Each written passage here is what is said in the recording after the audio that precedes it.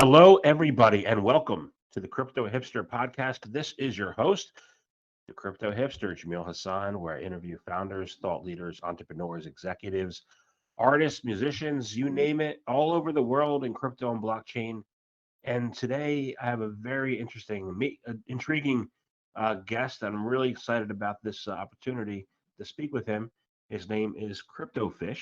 He is the founder of Joepegs, of Crypto Joe. And Mr. Fish, welcome. Yeah, thank you for the lovely intro. You're welcome.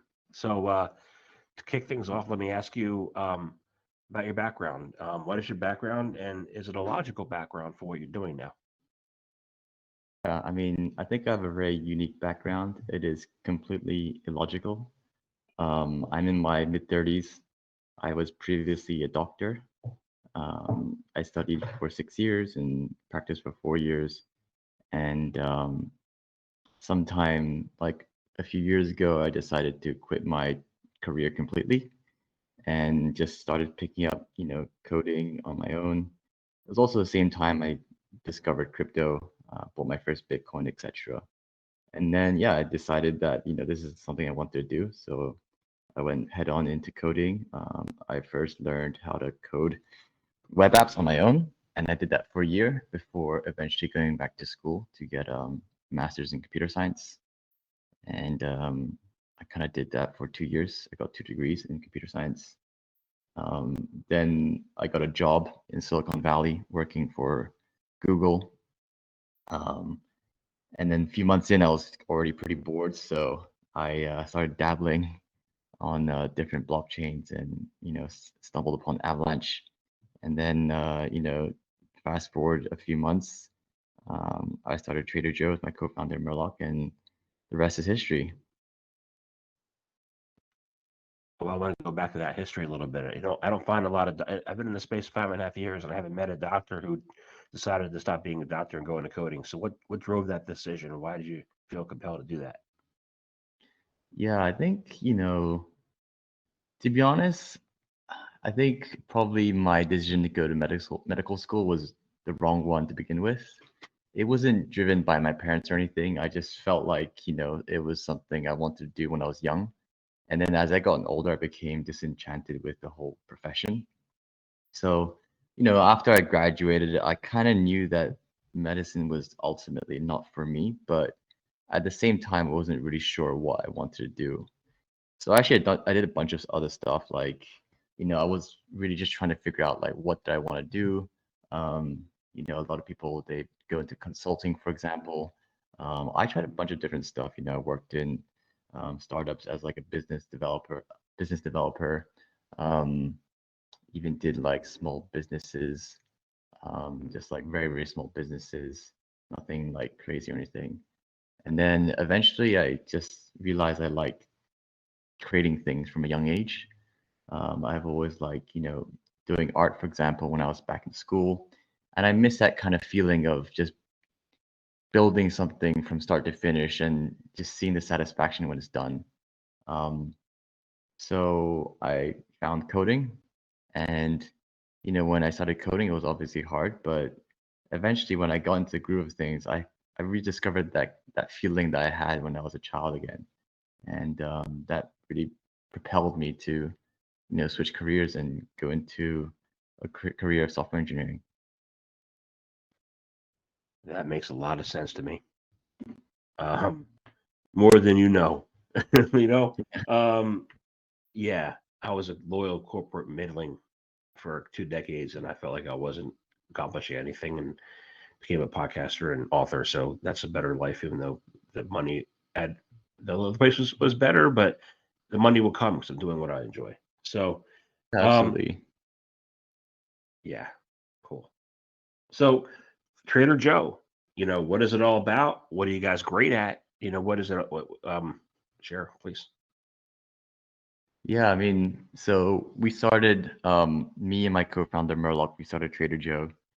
To be honest, when we first started this project, we didn't, it was supposed to be a bit of a side project. So we were two newbies in Web3. Like, we weren't newbies in building products or apps or anything, but we were still very new to building in crypto.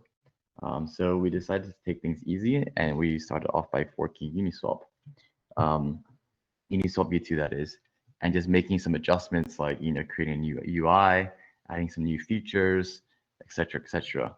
Um, from day one, we've always had this idea that crypto, especially DeFi, is very, very complicated.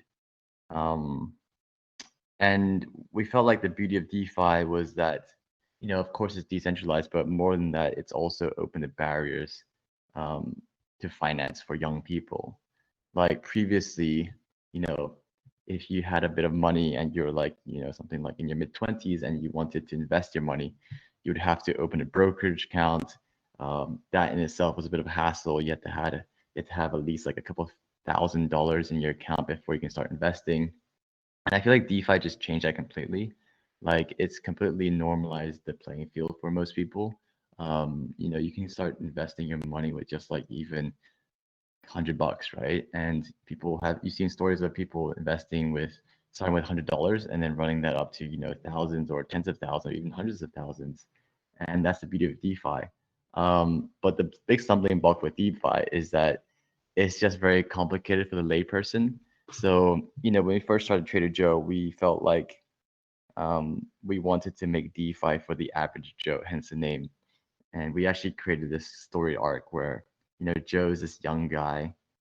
Yeah, actually, a funny story. He was supposed to be young, but the mascot, he's an old guy. And I can touch upon that later. But the story arc is like this: you had this young guy because everyone's young in crypto, and he starts off as an honest and humble farmer, and he wants to achieve financial freedom, which is I think the reason why most of us are in this space, right? And he works hard in fields and he grows his crops and he sells them to that market, and eventually like he does that over and over again until he has some money to spare. And then what does he do with that money? Well, he wants to put it to work, right? And um, that was the basis of our second product, Banker Joe, which is our lending product. So the idea is like, now you have some capital, you want to put that capital to use, you can lend it out, earn some extra yield, etc. And that was kind of like the story behind Trader Joe. Awesome. So you said you wanted him to be a young guy, but he's an old guy, and I could say, you know what? I think I age 10 years for every year I'm in crypto. So how do you go from being a young guy to an old guy? Yeah, so um, I was looking for an artist, right? And we found this one guy. I think he's definitely Eastern European. Um, I told him the whole story arc. Joe's supposed to be this young guy with massive dreams of making it big, and he took that idea and just completely ignored it and drew this really old looking guy who looks like Santa Claus. Um, he just interpreted the way that he felt it was, he interpreted it. And when he came back with it, obviously it was not what we're expecting, but at the same time, we just thought it was hilarious. It looked so funny. It gave you good vibes as, that was the whole point of what we wanted to do with mascot and the brand. And we decided, why not? Let's run with this guy. He seems like a much more comforting person to be the face of Trader Joe. Nice. All right. Very cool. Very cool. Um, so let's talk about more about Trader Joe. Let's talk about first of all the benefit for BNB Chain users to access the JoePegs NFT marketplace. What are some of Yeah, those so benefits? I think BNB chain is quite interesting, especially from the NFT side, because DeFi side is a massive chain, right? I think, yeah, it's second to Ethereum, which is like incredible considering the fact that the L1 space is so competitive. You have Avalanche, Arbitrum, Optimism, Solana, Polygon. BNB has maintained massive DeFi, TVL, and volume for most of the year. So, but surprisingly so, the same can't be said about NFT volumes. Like last time I checked, the NFT volumes on BNB has, it's not even in top three, let alone top five, I think. sorry, not even top 5, let alone top 3. So, I think there's definitely a huge opportunity to grow the NFT ecosystem on BNB. You already have the massive amount of users. You already have a lot of people with liquidity. So there's no reason why BNB cannot be like a top 3 NFT chain. So when we looked at BNB, we were thinking, okay, first of all, like what's missing there? Why isn't it a top 3 chain? And you ask around and people say, well, to be honest, like there's not really much of an NFT scene right now. There's some projects, but it hasn't like really flourished as people were expecting it to be, to have. So, I think what we bring specifically as a marketplace is um, the the main value out of our marketplace is that we have a launchpad. We're actually quite unique in that sense. I think most NFT marketplaces, they don't have their own launchpad. Definitely, OpenSea doesn't have their own X2Y2, Blur, Looks Rare. All those guys on Ethereum, they don't have launchpads. I think the only one that has a launchpad is Magic Eden and ourselves. Um, for ourselves and Avalanche, that's worked very well.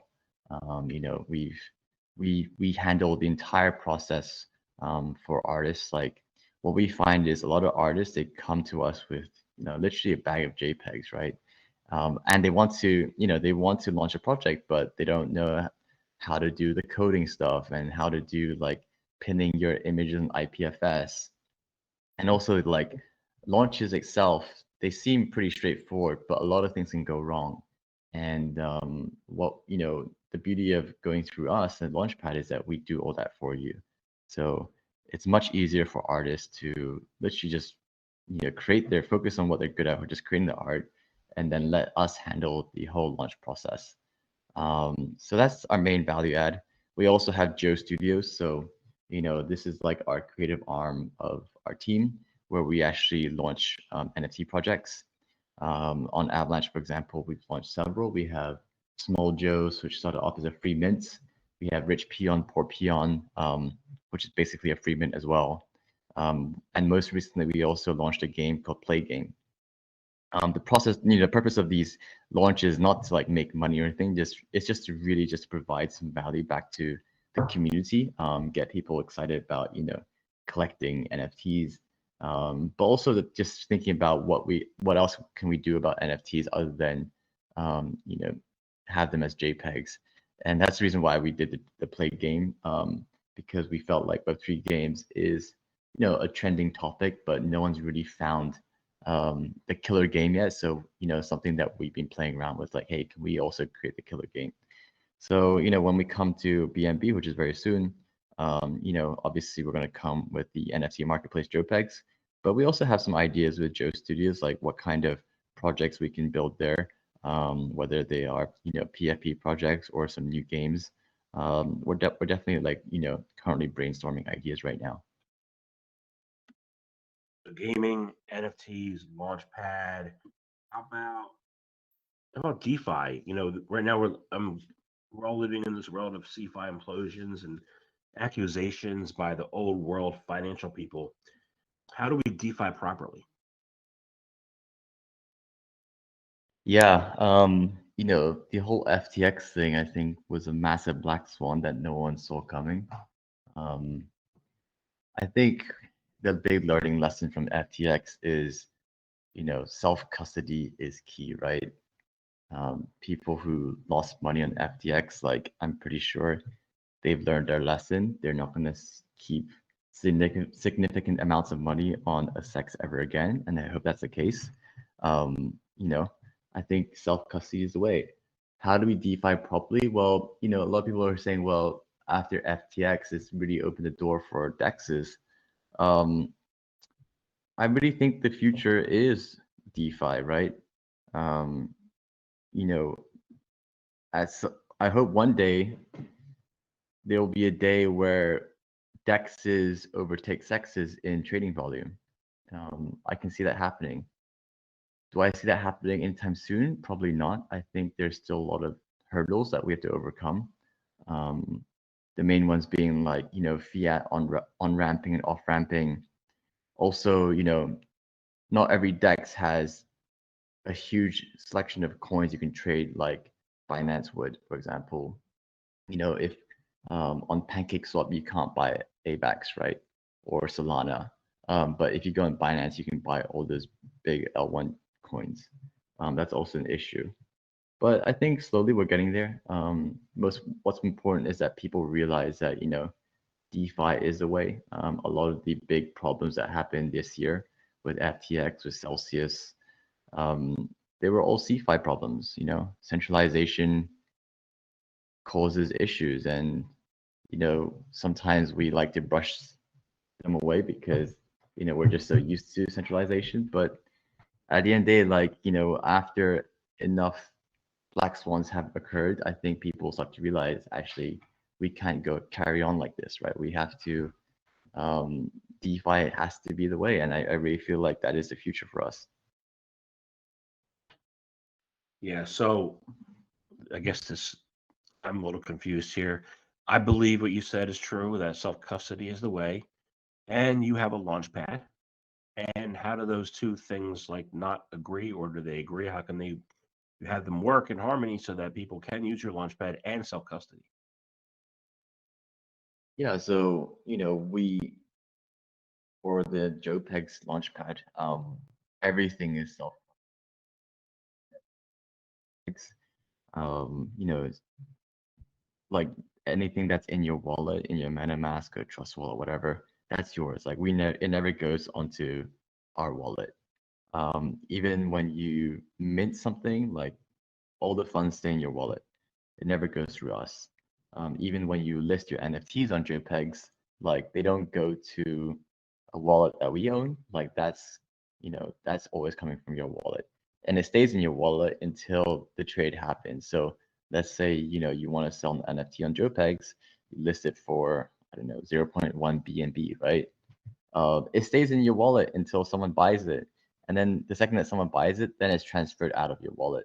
But before then, it stays in your wallet. I think that might differ from some other NFT marketplaces. I've seen marketplaces where you actually have to transfer the NFT first to the exchange wallet, the NFT marketplace wallet, sorry, who basically holds it until it's sold, right? And that in itself is like not self-custody anymore. That's custody of a centralized entity. Okay, got it. Thank you. Thank you. I understand now. So I want to talk about DeFi a little. Actually, you know what? I'm going to stick with NFTs for a second and then go back to DeFi. So I want to find out what the inherent problems in NFT marketplaces are. Also, some of the inherent problems in the DeFi marketplaces, and how do we solve them? Yeah. Let's start with NFTs. So, there's a lot of problems. I think one of the big issues right now is you're seeing this a lot is the creator royalty fee. So NFTs, like their token standard, usually they are ERC 721, but they can also be ERC 1155. And neither of these token standards have enforced royalties, like artist royalties. Uh, Artist royalties came later on after exchanges were created, and they wanted to be loyal to those artists and make sure that whoever buys those NFTs also pay a royalty to the artist who created them. But the issue is that not every marketplace enforces them. And it becomes hard if you have some marketplaces that enforce royalties and some who don't. Logic dictates that, the seller will always try and go to the marketplace where they can make money, i.e., the ones that have a 0% royalty fee. But it's also not fair to the creator, right? I think royalty fees are an innovation of Web3. One of the beauties of NFTs and this whole royalty innovation is that it's really created a creator economy. You know, um, Previously, like in the Web2 world, if you were an artist or a musician or a motion or animator, whatever, and you wanted to sell your work, it was very hard. You always had to go through a centralized entity. you probably have to give that entity a huge cut of your profits. But in Web3, it's like all that is gone, right? You can sell basically directly to a buyer, sorry, and they can also pay you a royalty fee.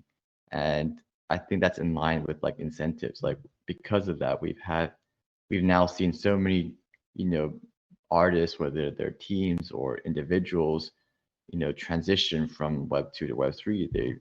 Maybe they were selling work previously on like Web2 platforms, and now they're moving on to Web3. So I think it's important that we also make sure that these creators, they get the royalties they deserve. Um, our stance on that is that we always will enforce royalty fees, even though it might be bad for our business. We think it's very important that we still at the end of the day support the creators. So yeah, that's just one problem for NFT side. I think there's a bunch of other ones. Just speaking from experience from operating a marketplace, one thing that we always see is people creating like fake projects. Either they plagiarize a project that's already existing, or or they put out art that's probably like sensitive material. Like you had to have running a marketplace is hard because there's a spirit of crypto where you should let everything be seen, but at the same time it's like as a marketplace you have a duty to make sure that certain things are like censored, right? If someone is stealing someone's work, that should not be listed in your marketplace. If someone is depicting gruesome images of rape and murder, for example, like that should not be depicted on your marketplace. So we always have to go through these things and make sure that what we show to the user is appropriate. And for DeFi? Yeah, DeFi, I would say DeFi in terms of like efficiency, specifically about AMMs, I think DeFi itself is pretty broad. You have lending, you have perps and all that kind of stuff in options now. You can go on forever. I'll speak about DEXs specifically because that's our bread and butter. I would say with AMMs, I think we're pretty efficient now in terms of like how far can we push the AMM model. Concentrated liquidity is pretty damn good at executing low slippage trades.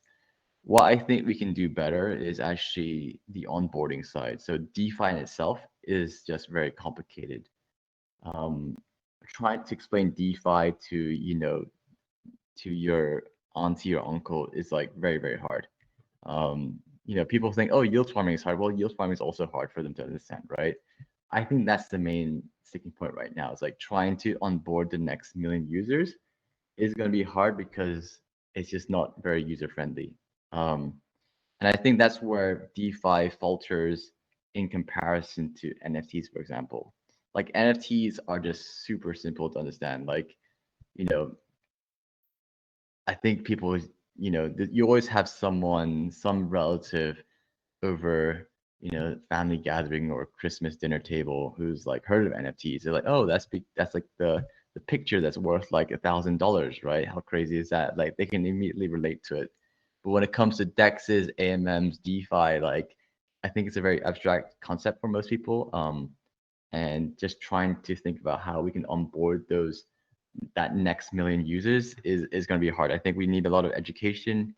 We're seeing things like questing, for example, where you incentivize users to actually try the product, because often you learn best when you do it. I think these are cool ideas. I do think there's going to be more things that we can do to try and incentivize new users to come onto DeFi. Yeah, that makes sense to me. I mean, I have a master's degree in finance. I got it a long time ago. But yield farming, so even if you're financially literate, there's a lot of literacy that people are missing in DeFi. So, how do you think? Education is. I agree. It's important. I want to focus on the market making though. because this is also an obscure area for me. And I know some of the market makers. One of them was Alameda. There's others that are no longer here, and so there's been some turnover in the market making.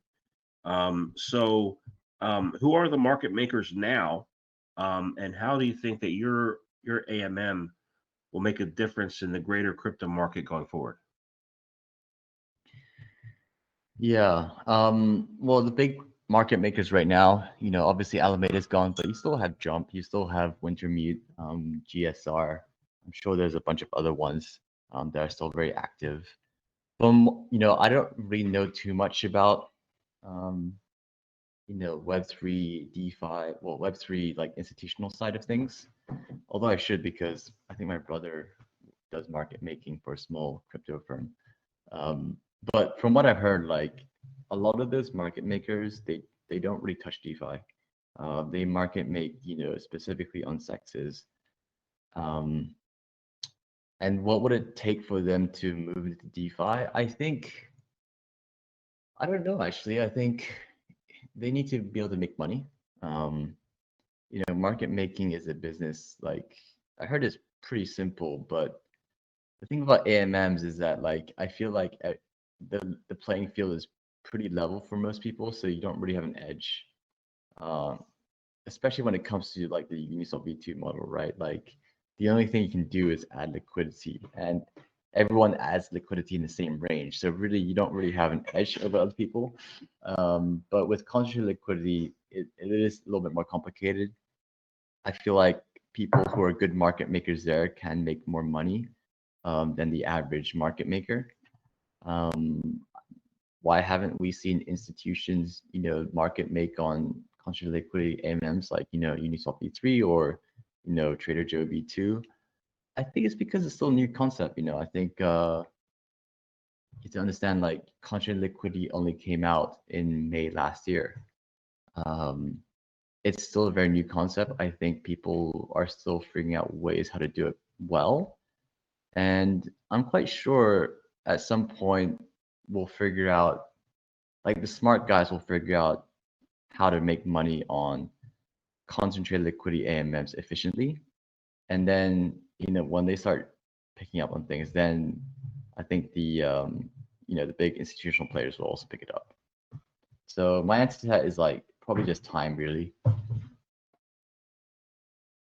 It gives me time to stack so before they do that. Basically. Yeah, I really feel like, with the AMMs, right? We started off with Uniswap V2 model where it was like XY equals K over an entire price range. That was beautiful because adding liquidity, i.e. market making, was so easy. Like you didn't have to think about it, right? You just put your tokens into a pool and you are earning fees, and you can also yield farm with those tokens. But the problem is it's not very capital efficient. And now we're moving to a level, we're now moving into concentrated liquidity, where instead of everyone adding to the same range, you pick your range that you want to add liquidity into. And that complicates things. It's definitely more capital efficient, but it's also a game where you have to figure out what is the best range to add liquidity to. How often should you rebalance, all those kind of things. And because it's now an active management game, that's when, it's harder for sure, but that's also where, you can make more money, I think. If you're good. Yeah. Coming from an insurance background, I worked at AIG for a while, and I could, that's what the underwriters do, an actuary. So we'll see. So I want to thank you very much for speaking with me today. This has been an amazing conversation. I enjoy speaking with you, and I actually have one final question. Sure. And it's this: is how can people find out more information about you, about Joepegs, about your Launchpad, get involved? How can they do any of that? Yeah, so for Joepegs, follow us on Twitter. It's Joepegs NFT. Also, I think we have some links at the bottom of our page on joepegs.com that will direct you to, if you want to apply for Launchpad, for example. But also just join our Discord. We're very, very active on Discord. any questions that you have, reach out to any of the members on our team. They will respond to you pretty quickly. Same with Trader Joe. Follow us on Twitter for sure. Is Trader Joe _XYZ. Also on our Trader Joe website, which is traderjoexyz.com. We also have a bunch of links at the bottom of the on the footer of the page that direct you to any kind of documentation or support or help that you need. And likewise, like Discord is the best place to get any answers that you need from us. Awesome. Thank you very much for your time today. No worries. Thank you, Jamil.